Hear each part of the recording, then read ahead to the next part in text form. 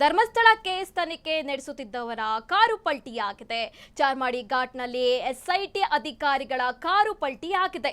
Dharmasthala case ತನಿಖೆ ನಡೆಸುತ್ತಿದ್ದವರ car ಪಲ್ಟಿಯಾಗದೆ Charmadi ಘಾಟ್ನಲ್ಲಿ SIT ಅಧಿಕಾರಿಗಳ car ಪಲ್ಟಿಯಾಗಿರುವಂತಹದ್ದು.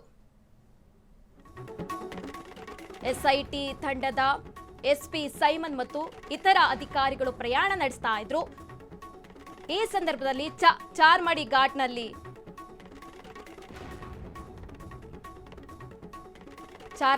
ಅಧಿಕಾರಿಗಳು ಪ್ರಯಾಣಿಸುತ್ತಿದ್ದ ಇನೋವಾ ಕಾರು ಇಲ್ಲಿ ಪಲ್ಟಿಯಾಗಿರುವಂತಹದ್ದು. ಚಿಕ್ಕಮಗಳೂರು ಕಡೆ ತೆರಳುತ್ತಿದ್ದಾಗ ಈ ಘಟನೆ ನಡೆದಿದೆ ಅಂತ ತಿಳಿದು ಬರ್ತಾ ಇದೆ.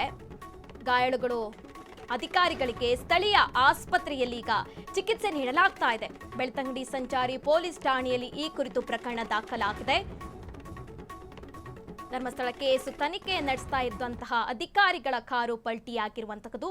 ಚಾರ್ಮಾಡಿ ಘಾಟ್ನಲ್ಲಿ ಈ ಘಟನೆ ನಡೆದಿದೆ. ಚಿಕ್ಕಮಗಳೂರು ಕಡೆ ತೆರಳ್ತಾ ಇದ್ರು. ಈ ಸಂದರ್ಭದಲ್ಲಿ ಕಾರು ಪಲ್ಟಿಯಾಗಿದೆ ಅಂತ ಮಾಹಿತಿ ಲಭ್ಯವಾಗ್ತಾ ಇದೆ. ಸದ್ಯ ಅಧಿಕಾರಿಗಳಿಗೆ ಸ್ಥಳೀಯ ಆಸ್ಪತ್ರೆಯಲ್ಲಿ ಚಿಕಿತ್ಸೆ ನೀಡಲಾಗ್ತಾ ಇದೆ. ಬೆಳ್ತಂಗಡಿ ಸಂಚಾರಿ ಪೊಲೀಸ್ ಠಾಣೆಯಲ್ಲಿ ಈ ಕುರಿತು ಪ್ರಕರಣ ದಾಖಲಾಗಿದೆ.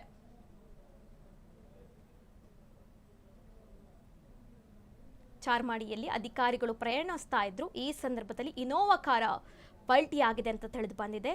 ಚಿಕ್ಕಮಗಳೂರು ಕಡೆ ತೆರಳುತ್ತಿದ್ದಾಗ ಈ ಘಟನೆ ನಡೆದಿದೆ.